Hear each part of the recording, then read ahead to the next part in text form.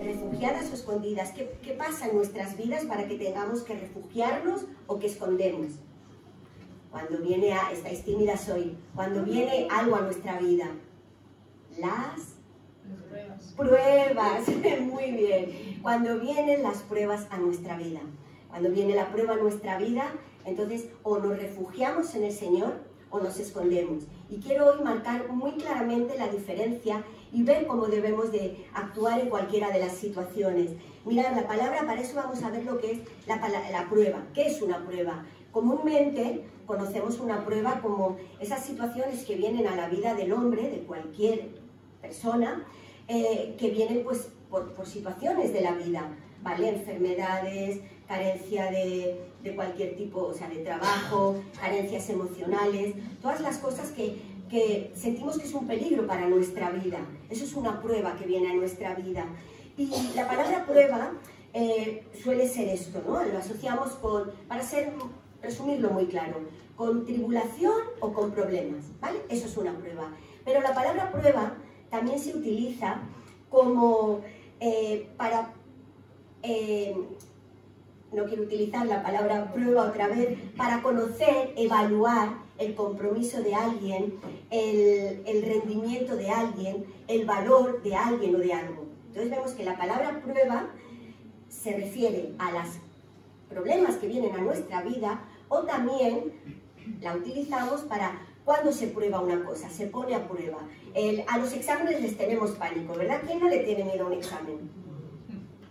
Nadie levanta la mano, todas le tenemos, sino que se lo digan a los del seminario que ya han empezado o a los que están en el cole, en el instituto. Normalmente tenemos temor a las pruebas. ¿Por qué? Pues porque ahí se va a evaluar lo que hemos aprendido, cuál ha sido, bueno, nuestra evolución, ¿no? Pero es muy importante evaluar y conocer algo. Y vamos a pasarlo a la parte espiritual, por supuesto. Entonces, teniendo claro estas dos cosas, vamos a ver la prueba. Por un lado, como el sufrimiento, el dolor o todo tipo de situación problemática que venga a nuestra vida. Pero también vamos a ver la prueba como esa forma de evaluarnos o de probarnos. Bien, cuando, según la Biblia, ¿qué nos dice de la prueba? Pues nos dice que es necesario atravesar por pruebas y por tribulaciones para alcanzar el reino de los cielos. En ningún momento se nos dice que el creyente no va a pasar por pruebas, todo lo contrario, es necesario que pasemos por pruebas, no solamente que las vayamos a pasar, sino que es necesario.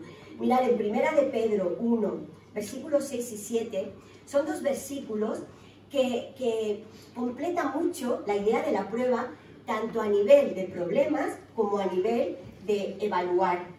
Voy a leerlo. 1 de Pedro 1, 6, 7. Dice así: en lo cual vosotros os alegráis. Aquí está hablando de la salvación. Se está presentando la salvación, está diciendo, en eso vosotros, todas nosotras nos alegramos. Pero continúa diciendo, aunque por ahora, por un poco de tiempo, si es necesario, tengáis que ser afligidos en diversas pruebas. Aquí se está refiriendo a problemas. Por un tiempo, o sea, nos alegramos en la salvación, pero ahora, por un tiempo, tenemos que atravesar diversas pruebas. Y continúa diciendo, para que sometida a prueba vuestra fe, vuelve a utilizar la palabra prueba, pero no como problema, sino como esos problemas van a hacer que vuestra fe sea puesta a prueba. El Señor, Él no prueba a nadie, pero sí que Él muchas veces, como el buen maestro, nos hace pasar por exámenes para ver la calidad de nuestra fe. Continúa, para que sometida a prueba vuestra fe, mucho más preciosa que el oro, el cual, aunque perecedero, se prueba nuevamente con fuego, sea hallada, aquí tenemos el resultado, sea hallado en alabanza, gloria, honra, cuando sea manifestado Jesucristo.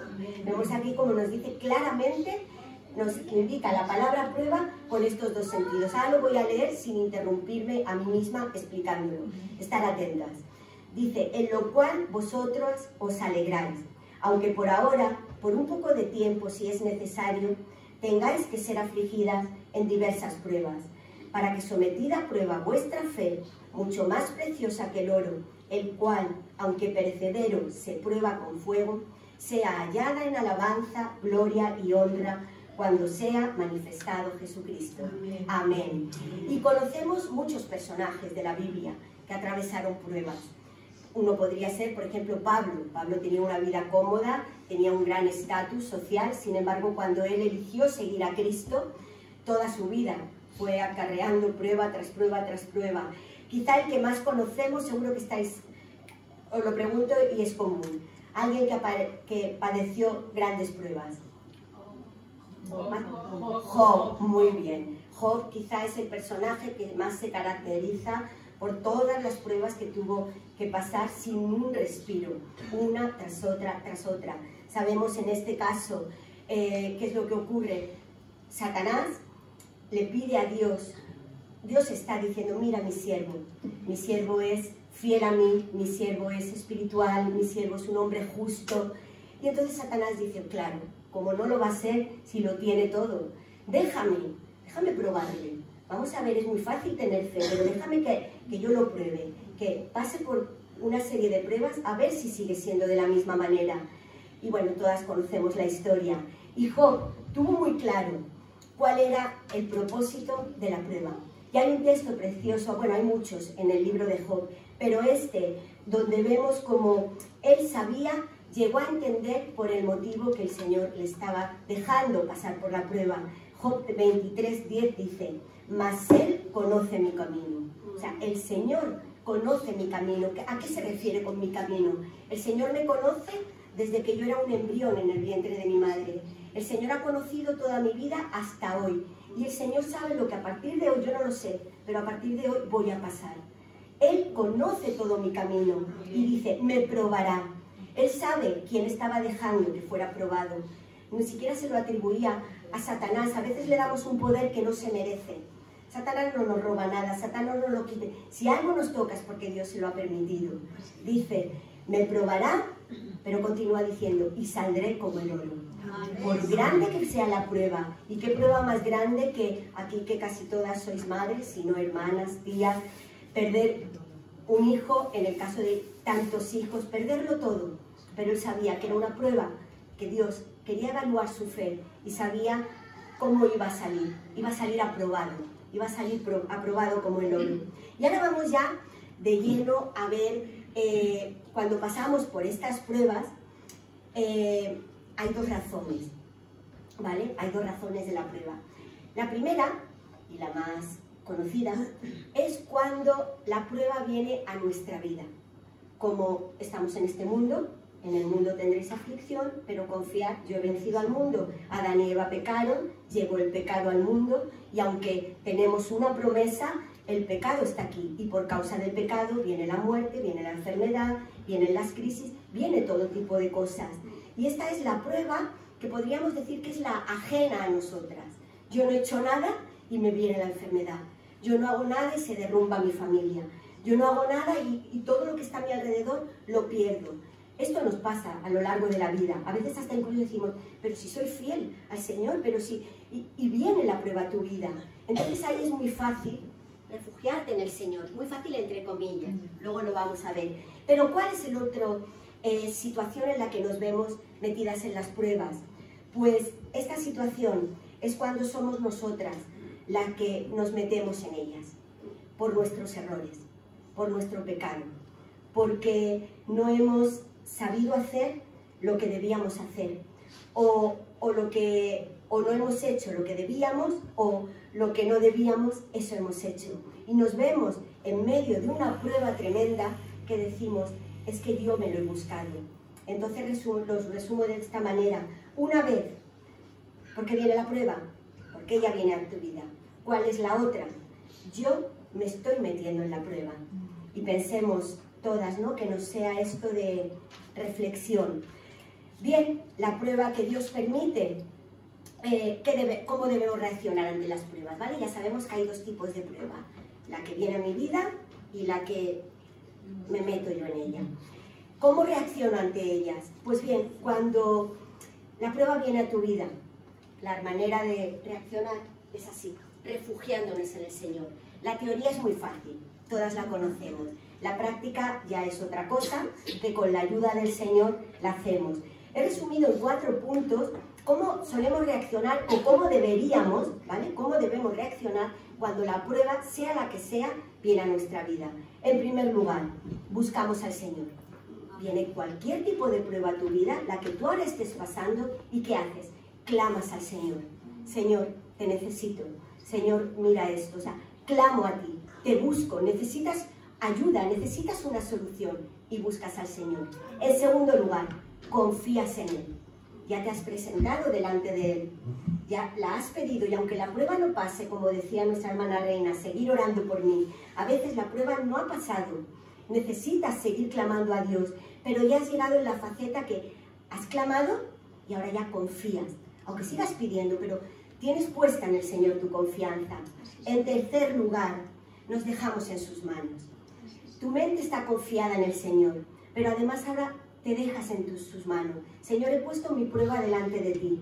He clamado a ti, confío porque sé que tú me puedes ayudar y ahora quiero descansar en ti. Y estás dentro de la barca, aunque la barca esté en la tormenta más profunda, pero tú estás dentro de la barca y sabes que dentro de la barca está Jesús, aunque a veces lo veas dormido, ¿vale? Como lo vieron los discípulos. El Señor está en la barca. Entonces, buscamos al Señor, confiamos en el Señor, nos dejamos en las manos del Señor y para rematarlo, acudimos a sus promesas.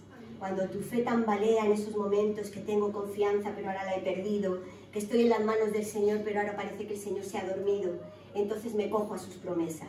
Y todas sus promesas están en la palabra de Dios. Y tenemos promesas para todo. Yo he escogido una parte de un salmo, 2 versículos, en el cual recogen muchas promesas, solamente en 2 versículos. Y lo voy a leer. Este salmo de David, hoy nos han presentado nuestras hermanas del teatro a David, y es un salmo de acción de gracias al Señor por haberlo librado de sus enemigos. Es el Salmo 18, los versículos 1 y 2. Y lo leo. Comienza, porque ya ha pasado la prueba, con una alabanza al Señor. Dice, cuánto te amo, Señor, fuerza mía. Y así comienza el salmista David. Cuánto te amo, Señor, fuerza mía. El Señor es mi roca, mi amparo, mi libertador. Es mi Dios, el peñasco en el que confío. Es mi escudo, el poder que me salva, mi más alto escondite. En 2 versículos solamente nos ha hecho 8 promesas, 9, porque dice, cuánto te amo, Señor, fuerza mía. Solamente en 2 versículos, todo esto son las promesas de Dios. Entonces, cuando clamas a Él, cuando confías en Él, cuando sabes que estás en sus manos, acógete a todas las promesas, que aunque tarde la respuesta, las promesas del Señor son fieles. Pero ahora nos vamos a ver cómo reaccionamos cuando la prueba viene, no viene, la hemos buscado, nos hemos metido en la prueba. Y tal vez tú ahora te encuentres así, tal vez te hayas encontrado, o tal vez mañana puedas encontrarte. ¿Y qué pasa? Que cuando la prueba viene a nuestra vida, ya lo he dicho anteriormente, es fácil saber lo que tengo que hacer. No tengo fuerzas, incluso a veces viene la prueba y nuestra primera reacción, pues ahora me enfado con el Señor, o ahora no oro, pero no, sabemos que recurrimos al Señor. Pero cuando soy yo, cuando soy consciente de que he sido yo, mirad, en el peor de los casos, reaccionamos con indiferencia.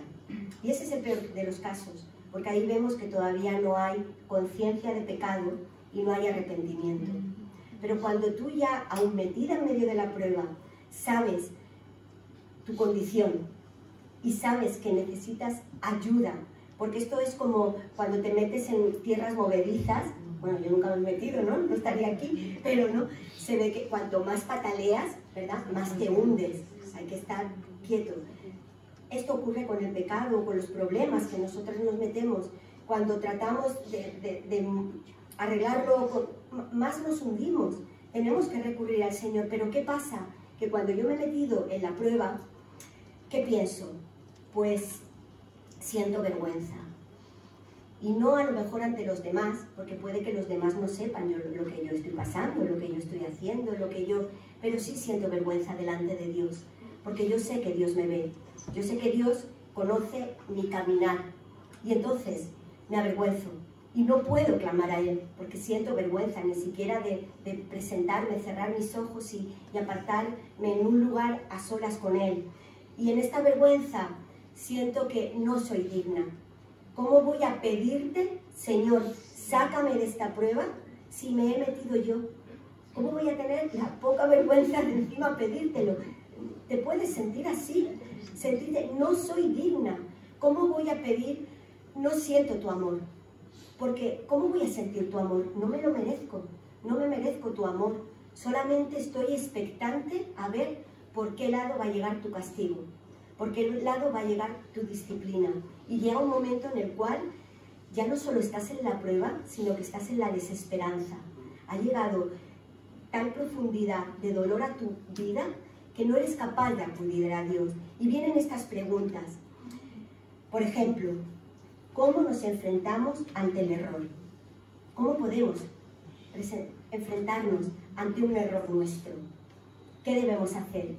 Yo sugiero contarlo a un hermano fiel en el Señor y un hermano maduro en el Señor, que te pueda llevar de la mano. Sobre todo, contárselo al Señor, arrepentirte y dejar que el Señor te restaure. Pero es una pregunta difícil. ¿Cómo? ¿Estoy así? ¿Qué hago? ¿Cómo hago? Otra pregunta. ¿Cuáles serán las consecuencias? Aquí a tu vida le invade el temor. ¿He hecho esto o me he metido en esto? Yo ya lo sabía que no. ¿Y cuáles van a ser las consecuencias? O sea, tu vida está envuelta con un papel de temor. ¿Podré ser restaurada? Piensas, no puedo ser restaurada, no me lo merezco, no me merezco ser restaurada, porque con mi nivel espiritual ya, o con el conocimiento que tengo de la palabra, con los años que llevo en el Señor, ¿cómo voy a ser restaurada? ¿Cómo el Señor me va a mirar con amor y con misericordia? Y perdemos la esperanza, y creemos que no nos merecemos nada de esto. Y es ese momento cuando Satanás se alegra. Él se alegra, primero, porque hemos caído. Pero es que podemos caer, porque tenemos que levantarnos. Pero ahí el diablo se alegra, porque has caído. Pero además, él no quiere que te levantes. Entonces él va a susurrar a tu corazón, a tu mente, todo lo mala y lo terrible que eres y que no te mereces, que cuidadito con la disciplina que va a venir. Vamos a poner un ejemplo, ¿vale? Antes de llegar a decir cuál va a ser la solución. He buscado 4 ejemplos, primero 4 ejemplos de personajes bíblicos que se refugiaron en el Señor y luego 4 de personajes bíblicos que se escondieron del Señor. Bien, aquí tenemos a Moisés. Moisés estaba amenazado de un grave peligro. Había una prueba grande para Moisés y para todos los niños. En este caso no fue Moisés el que se refugió, él era un bebé, fueron sus padres los que lo refugiaron durante 3 meses, lo refugiaron en su casa. Pasado este tiempo ya era imposible tenerlo calladito y entonces la madre, con esa inteligencia que Dios le dio, hizo esa canastita donde lo puso y lo dejó en manos de Dios, bajo la vigilancia de su hermana, pero lo dejó en manos de Dios. Aquí vemos, en medio de la prueba, los padres de Moisés refugiaron a su bebé en las manos del Señor. El Señor, ¿qué pasó? Cuidó de él. Él movió todas las cosas para que Moisés, su vida hasta fuera mejor, porque fue criado en un palacio y fue amamantado por su propia madre, pero criado como un rey. Y es que Dios, cuando nos refugiamos en Él, Él nos cuida. ¿Y por qué? Porque Él tenía un plan. Vamos al siguiente ejemplo. Y este es José. Aquí vemos a José cayéndose en la cisterna. Bueno, no se cayó, lo tiraron. En la cisterna vemos a José, pues como él se vio envuelto en esta situación en la que él no se lo merecía, no se lo había buscado, pero sus hermanos lo odiaban. Primero querían matarlo, al final ya no decidieron no matarlo, pero sí lo metieron en la cisterna y cuando pasaron unos mercaderes lo vendieron como esclavo. Pasó de ser el hijo predilecto de su padre a ser un esclavo que no sabía qué futuro tendría. Después de estar en la cisterna, porque no voy a contar toda la historia, lo vemos en la cárcel.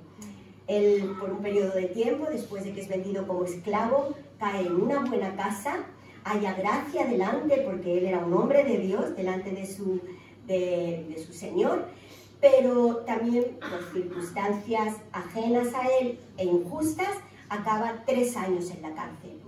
José se refugió en el Señor. En todo el libro que nos habla en Génesis, cuando nos habla de la historia de José, leemos repetidas veces, pero el Señor estaba con José.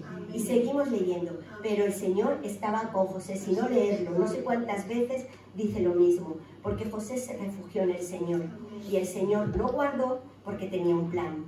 El tercero, tenemos a Daniel, un gran ejemplo también de un hombre de Dios que tomó buenas decisiones siendo un joven de 19 años apenas, pero con cada decisión buena Dios lo bendecía y los prosperaba, pero ahí tenía el enemigo, porque cuando nosotras nos refugiamos en el Señor, el enemigo no se va a estar quieto. ¿Y dónde acaba? En un foso de leones. Ese lugar era un lugar terrible para él, en ese lugar no había esperanza. Leones feroces, imaginar solamente sus rugidos, debían ser aterradores. La oscuridad del foso, a lo mejor apenas ni veía a los leones, solamente los escuchaba, sus garras, sus dientes, pero él se refugió en el Señor y el Señor lo guardó. El Señor envió un ángel que cerró la boca de esos leones, que los mantuvo mansos como si fueran gatitos, y vemos como él salió libre, porque Dios lo guardó, porque Dios tenía un plan. Y antes de pasar a los escondidos, tenemos me queda uno. Pablo y Silas.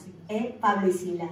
También quería un ejemplo del Nuevo Testamento, y aquí tenemos a 2 hombres de Dios. 2 hombres que por predicar el Evangelio se vieron metidos en un calabozo. Dice que en el de más adentro, o sea, imaginaros cómo estaría oscuro, con humedad, mal olor, bueno, toda serie de cosas, con sus manos cogidas con cadenas y sus pies con cepos o cepas, creo que se llaman, no sé qué. Y ellos ahí estaban, pero en la lectura bíblica no escuchamos una queja, no escuchamos ni siquiera un llanto, una lágrima. Se pusieron a cantar alabanzas al Señor, y Dios los guardó porque ellos se refugiaron en el Señor. En la prisión su refugio fue el Señor. El Señor rompió las cadenas, el Señor rompió los cepos, y el Señor encima dio salvación a los que a ellos les rodeaban. Dios tenía un plan para ellos, y ahora sí el que decía es Jesús. Aquí tenemos Jesús, el Hijo de Dios. Él también necesitaba refugiarse en su Padre. Él era Dios. Sabemos que su humanidad, o sea, su naturaleza era divina y humana. Él como Dios todo lo podía, pero aquí vino como hombre, y como hombre tuvo que padecer y necesitaba la ayuda de su Padre. Vemos a Jesús haciendo milagros y luego se iba a hablar con el Padre. Vemos a Jesús predicando, se iba a hablar con el Padre. Vemos a Jesús después de una tormenta, se iba a hablar con el Padre. Y en el momento más doloroso de su vida, ya cuando sabe que la hora ha llegado, acude al Padre. Y acude, en este caso, hasta pidiéndole salvación, aunque él sabía que eso no podía ser. Le dice: Señor, si es posible que pase de mí este cáliz, esta situación que tengo que pasar, mas sea hecha tu voluntad. Y no, en el caso de Moisés no murió, José no murió, José, Daniel, Pablo y Silas no murieron, pero Jesús sí que tuvo que morir. Él murió, pero resucitó. Él murió para que nosotras hoy tuviéramos vida. Y entonces, cuando nos refugiamos en el Señor nos libra y nos saca. Vamos a ver ahora escondidos. Y ahora llega, normalmente se dice la parte mala primero y la buena después. Pero yo es que quiero enfatizar la que digamos mala, porque muchas veces le damos menos importancia, muchas veces pasamos por ella y no sabemos cómo solucionarlo. Adán y Eva, los primeros que se escondieron. Dios les da un gran privilegio, les da todo lo que hay para ellos, pero les manda una cosa, solamente una cosa. Ante ellos se presenta la primera tentación y sucumben a la tentación. Ellos caen, ellos se ven en un error por su propia voluntad. ¿Cuál es la consecuencia de haber caído en ese error? se tienen que esconder. Ellos piensan que se pueden esconder de Dios. Ellos no van a refugiarse, Señor, hemos pecado, perdónanos. No, se esconden. Ay, Señor, no nos vea. Primero esconden su cuerpo, porque ven que están desnudos, ven su propia naturaleza y la esconden. Y luego se esconden también detrás, como hemos visto a Saúl y esto, se esconden detrás pensando que del Señor nos podemos esconder. A una de vosotras os he dado el texto de Génesis 3, 7 al 10, lo que no sé si veréis. ¿Ves? Sí. Vale. Sí. Entonces fueron abiertos los ojos de ambos y conocieron que estaban desnudos. Entonces cosieron hojas de higuera y se hicieron delantales. Y oyeron la voz de Jehová Dios que se paseaba en el huerto al aire del día. Y el hombre y su mujer se escondieron de la presencia de Jehová Dios entre los árboles del huerto. Mas Jehová Dios llamó al hombre y le dijo: ¿Dónde estás tú? Y él respondió: Oí tu voz en el huerto y tuve miedo porque estaba desnudo y me escondí. Gracias. Tuve miedo, oí tu voz, tuve miedo y me escondí. Ellos no se refugiaron en el Señor, ellos se escondieron, pero no podemos escondernos del Señor. El Señor, por supuesto, les da la disciplina que tiene que darle, y llega el pecado al mundo por este motivo, pero también Dios da una solución. Llega la salvación, llega la promesa de que vendrá Cristo para salvar de los pecados. El segundo que se esconde, Jonás. ¿Os acordáis del profeta Jonás? Jonás, un profeta de Dios, Dios lo quiere usar, Dios le da un mandato, le dice que vaya a una ciudad donde allí va a predicar y casi con la garantía ya de que además se van a convertir. Pero ¿él qué hace? Se va al puerto, pero coge un billete para otro lado. El Señor me manda aquí, yo me voy allá. Me escondo de él. Y no solamente cojo otro barco para irme a otro lugar, sino que además me meto en el barco y me meto en el camarote de más abajo y me quedo dormido. O sea, no hay conciencia. Bueno, en Adán y Eva vemos que se esconden, que tienen miedo, pues que Jonás no tenía miedo, no tenía... Él se esconde del Señor. Vamos a leerlo.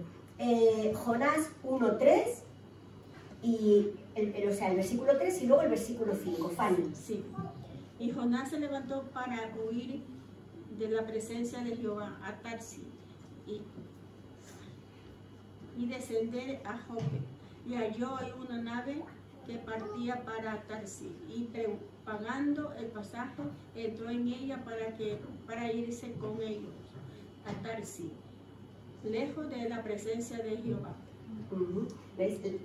Se va a otro lugar, lejos de la presencia del Señor. El Señor está en todas partes, nunca nos podemos alejar del Señor. Y ahora el versículo 5. Y los marineros tuvieron miedo y cada uno clamaba a su Dios.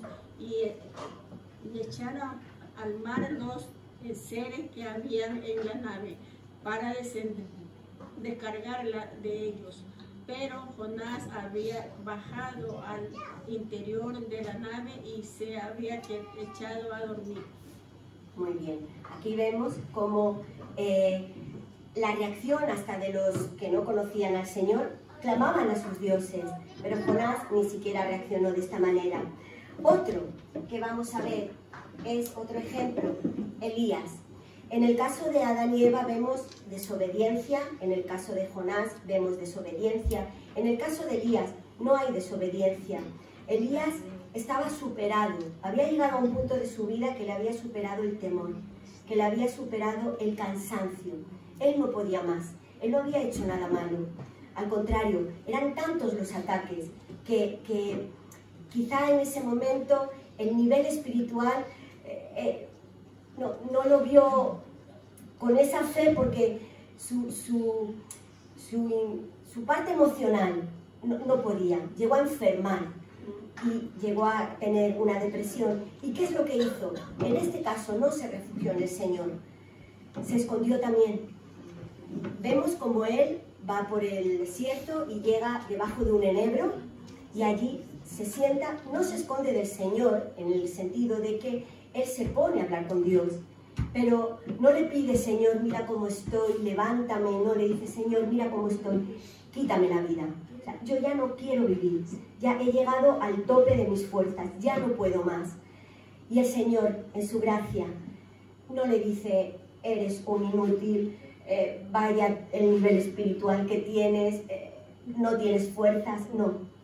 Manda un ángel para que lo sustente, para que le dé de comer, para que le dé de beber, y le dice, descansa, necesitas descanso. Por segunda vez vuelve a ocurrir lo mismo, lo vuelve a alimentar para que recobre fuerzas, le vuelve a dar agua para que se hidrate, y le dice, descansa. Pero al final llega un punto que dice, ya está bien de descansar, levántate porque largo camino te queda. Y Elías se levanta, pero no estaba totalmente restaurado, porque llega a otro lugar, una cueva como esta que han hecho. Él no estaba totalmente, la depresión no había salido de él, y se mete en esa cueva. Y el Señor le dice algo. Primera de Reyes 19, 4 y 9. Yo seguí. Y él se fue por el desierto medio del camino, y vino y se sentó debajo de un enebro, y deseando morirse dijo, basta ya, oh Jehová, quítame la vida, pues no soy yo mejor que mis padres. Muy bien. ¿Y el versículo 9? Y allí se metió en una cueva, donde pasó la noche, y vino a él la palabra de Jehová, el cual le dijo, ¿qué haces aquí, Elías? Muy bien, gracias, Jocelyn. Vemos como en los dos casos él se esconde, y en los dos casos el Señor le dice, ¿qué haces ahí? Levanta, toca ponerse en marcha. Y bueno, todos conocemos la historia, y vemos aquí como el Señor restaura a Elías. Y el último es Jacob. Aquí tenemos a Jacob. Hemos visto a unos que desobedecen, Jonás también desobedece, hemos visto a Elías que está llevado por el temor, por el desánimo, por el cansancio, y Job es el gran engañador. Jacob, perdón, ya lo vimos, os acordáis cuando los selfies, ¿vale? El otro culto.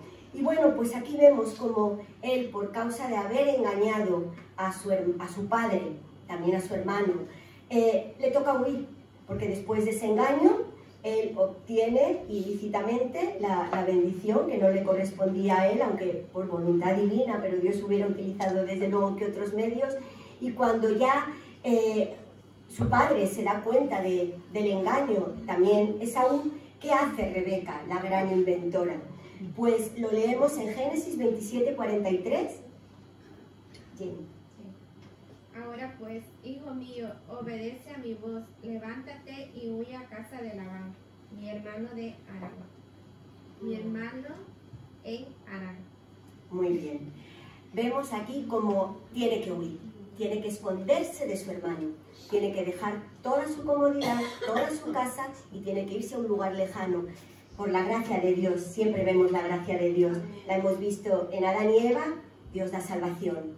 En Jonás, Dios al final, dentro del pez, sí que él se arrepiente. Podéis leer el capítulo 2 de Jonás, que es una oración preciosa, y acaba haciendo su voluntad. En Elías también vemos cómo sigue su ministerio, y en el caso de Jacob pues también vemos cómo llega a este lugar donde ni siquiera tenía una tienda de campaña, ni tenía un saco de dormir, tiene que utilizar una piedra, pero Dios se revela en sueños a su vida, diciendo, a pesar de ti, yo te voy a bendecir, y este lugar va a ser tuyo. Entonces, aunque sea que la prueba nos hayamos metido, acudamos al Señor, porque hay solución. Y vamos a ver entonces ya la solución, y voy terminando. Ahora ya si queréis poner las luces.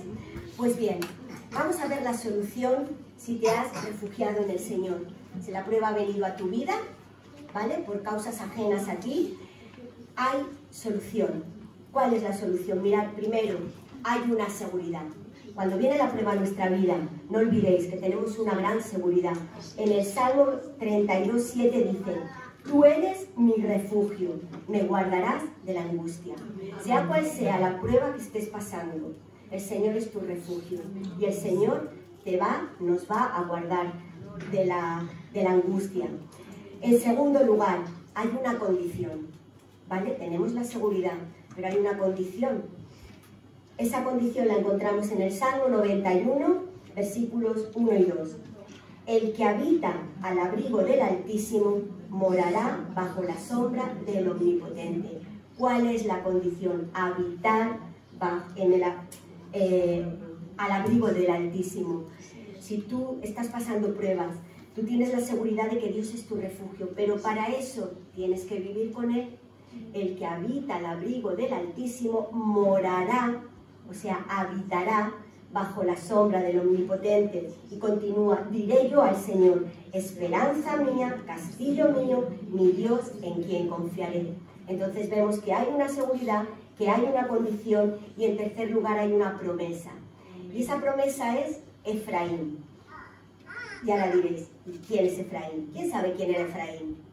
Venga. Hijo de José. Muy bien, un hijo de José. José tuvo 2 hijos, Manasés y Efraín. Efraín es el segundo hijo de José. Los dos llegaron a formar parte de las 12 tribus de Israel.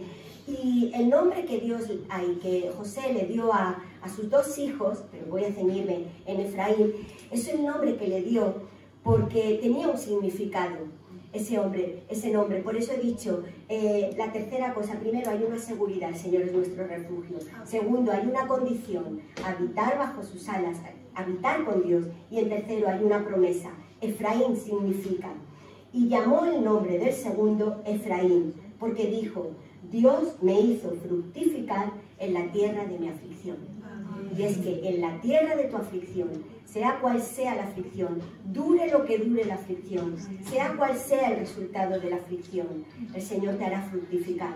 A lo mejor el fruto no es el que tú esperas, pero seguro que va a ser el que te conviene y el que Dios quiere darte. Y ahora vamos a ver la solución cuando te has escondido del Señor.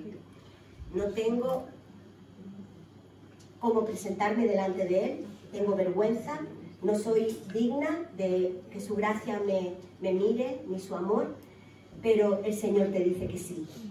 Y el Señor te dice que sí, y para eso hay un requisito. Antes he hablado del libro de Job, y vamos a volver al libro de Job. Job 11, 13, 16.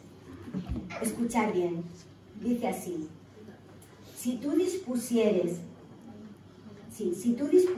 a él tus manos, si alguna iniquidad hubiera en tu mano, y la echares de ti, y si no consintieres que more en tu casa la injusticia, entonces levantarás tu rostro limpio de mancha, y serás fuerte, y nada temerás, y olvidarás tu miseria, o te acordarás de ella como aguas que pasaron.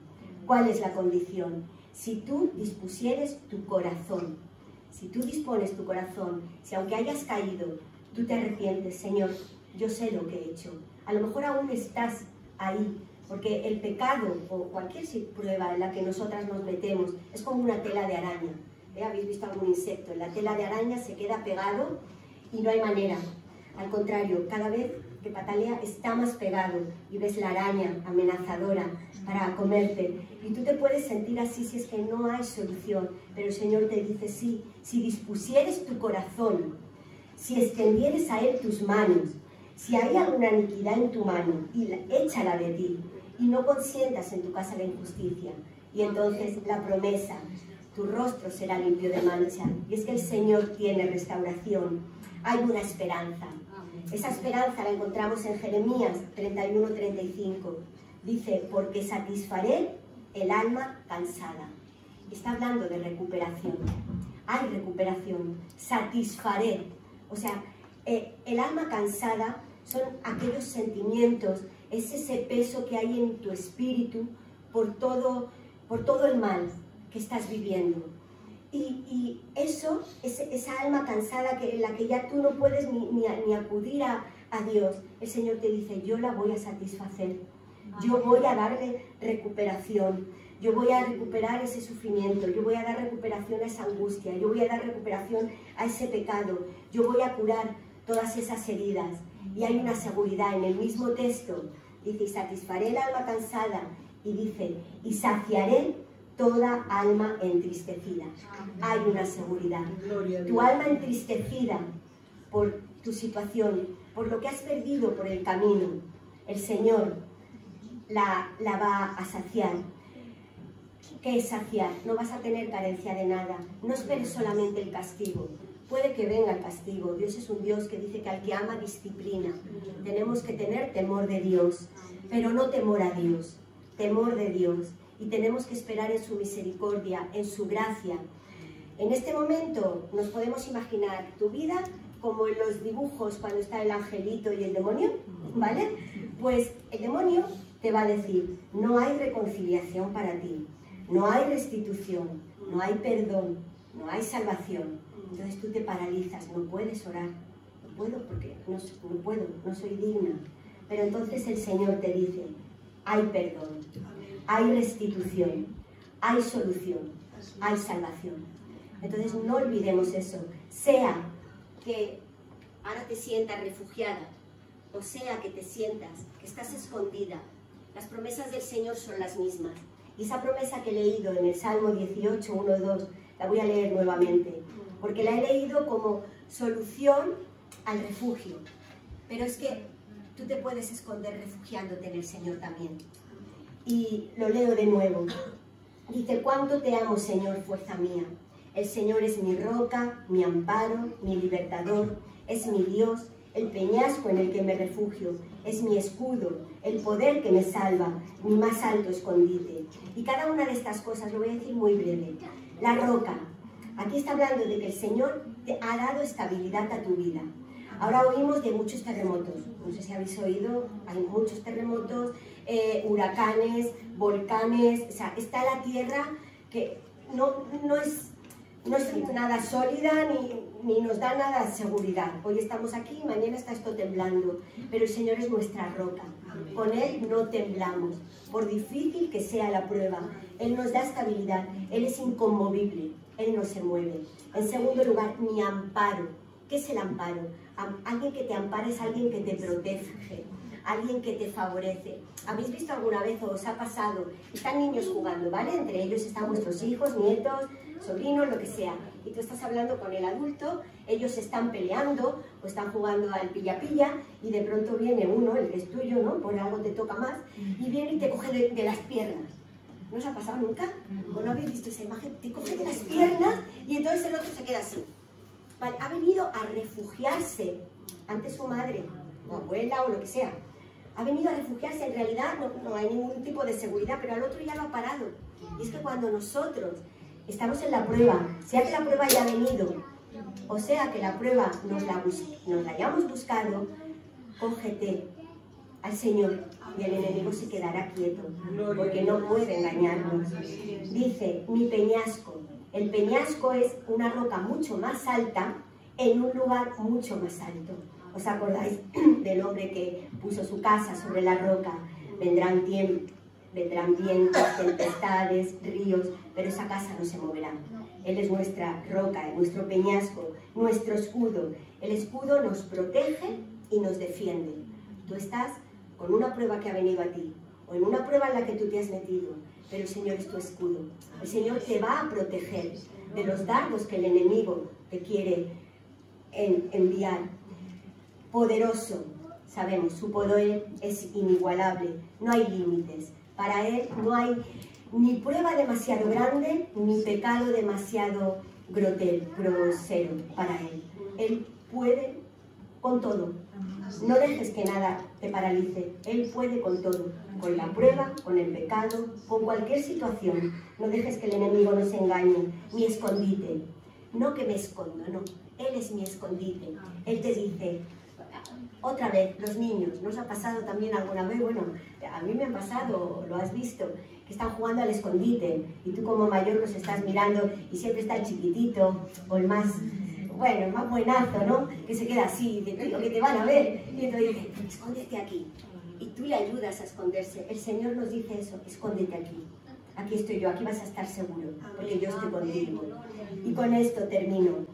Ahora vamos a, bueno, luego Lourdes, cuando ya crea oportuno, hay unos señaladores que ha hecho Marta. Me sabe muy mal porque Marta siempre hace las cosas y luego por trabajo no puede venir. Y yo le dije que escribiera una frase, y con esta quiero terminar. No es un versículo bíblico, pero sí que es una frase que la avala la Biblia y nos sirve. Dice, la vida podrá haberte cambiado los planes. Y es que nosotras, cuando vamos creciendo, ya de pequeño, ay, de mayor quiero ser esto o lo otro, o tú vas caminando por aquí y se tuercen las cosas, o tú ya lo tienes todo perfectamente establecido y de pronto todo se te derrumba. La vida puede cambiar los planes, pero dice, pero Dios no cambia sus promesas. La Biblia dice, el cielo y la tierra pasarán, todo lo que hay aquí pasa, todo lo que hay aquí es así como esto, como mi abanico que se me ha caído, pero el Señor, las promesas del Señor no van a cambiar nunca. Así que el Señor los bendiga.